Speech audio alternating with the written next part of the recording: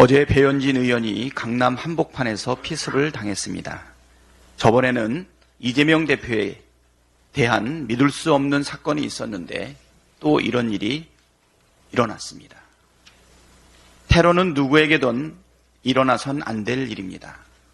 어떠한 정치 테러도 용납해서는 안 됩니다. 철저하고 단호하게 대응해야 합니다. 왜 이런 일이 벌어졌는지 철저한 수사가 필요합니다. 이재명 대표 테러 사건도 마찬가지로 철저한 수사가 필요합니다. 배현진 의원의 쾌유를 빕니다. 살인미수가 범죄 중대성이 미흡한 사건이라는 경찰의 설명에 아연 실색하게 됩니다. 이재명 대표 살인미수범의 신상 정보를 공개하지 않는 이유에 대해서 부산경찰청장이 기존의 신상 공개를 했던 사건들에 비해 수단의 잔인성이나 범죄의 중대성이 다소 미흡하지 않냐는 얘기가 신상공개위원들 간에 있었다고 들었다고 말했습니다. 황당무계한 변명입니다. 신상공개, 비공개 이유에 대해서 비공개하더니 보작한다는 말이 카더라입니까? 살인미수범은 수개월에 걸쳐 이재명 대표 일정을 따라다닌 정황이 확인되고 있고 있습니다. 범행에 사용한 흉기도 미리 구입해서 날카롭게 갈아 뾰족한 양날검으로 만드는 등 치밀한 준비를 했다는 사실이 확인되고 있습니다. 범행 당시에도 펄쩍 뛰어올라 정확하게 목을 겨냥해 흉기를 퍽 소리가 날 정도로 세게 찔렀습니다. 말이 살인미수지 제1야당 대표가 경찰 수십 명이 있는 현장에서 손도 못 쓰고 즉사할 뻔한 중대 사건입니다. 그런데 수법이 잔인하지 않고 범죄가 중대하지 않다는 게 말이나 되는 소리입니까? 이미 외신에서도 공개된 테러범의 신상을 이렇게 꽁꽁 숨기는 이유가 도대체 무엇입니까? 경호에 실패했고 사후 대응도 부적절했는데 수사 또한 축소 은폐했다는 비판을 감수해야 할 만큼 외압이라도 있는 겁니까?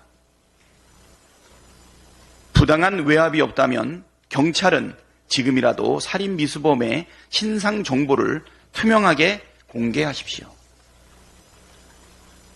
대장동 재판에서 핵심 증인에 대한 검찰의 회유 압박 사실이 드러났습니다. 그동안 검찰은 대장동 수사와 재판에서 물적 증거를 제시하지 못하고 증인의 진술에만 의존했는데 그 진술마저 조작됐다는 증언이 나왔습니다. 대장동 일당 중 한 명인 남욱은 귀국하면서 취재진 인터뷰에서 이재명 대표에 대해 씨알도 먹히지 않았다고 말한 바 있지만 검찰 수사 과정에서 진술을 번복해 그 배경에 검찰의 회유가 있었던 것 아니냐는 의심을 산 바가 있었습니다.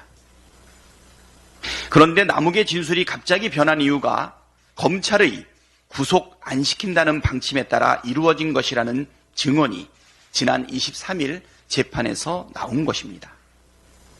이 증언을 한 당사자는 유동규였습니다. 유동규는 남욱이 미국에서 한 이야기와 한국에 들어와 한 이야기가 다르다면서 남욱의 진술이 뒤바뀐 이유로 그 당시 수사팀 방침에 따라 하면 구속 안 시킨다. 그런 이야기가 있다고 들었다고 말했습니다. 유동규는 그 이야기를 남욱에게서 직접 들었다고 밝혔습니다.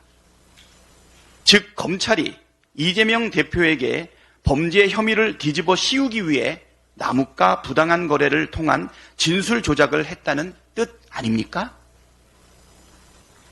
사실이라면 천인공노할 일입니다. 정치 검찰의 조작 수사 행태가 만천하에 드러나고 있습니다. 증거를 조차 진실을 밝혀야 할 검찰이 증거를 조작해 진실을 덮고 있습니다.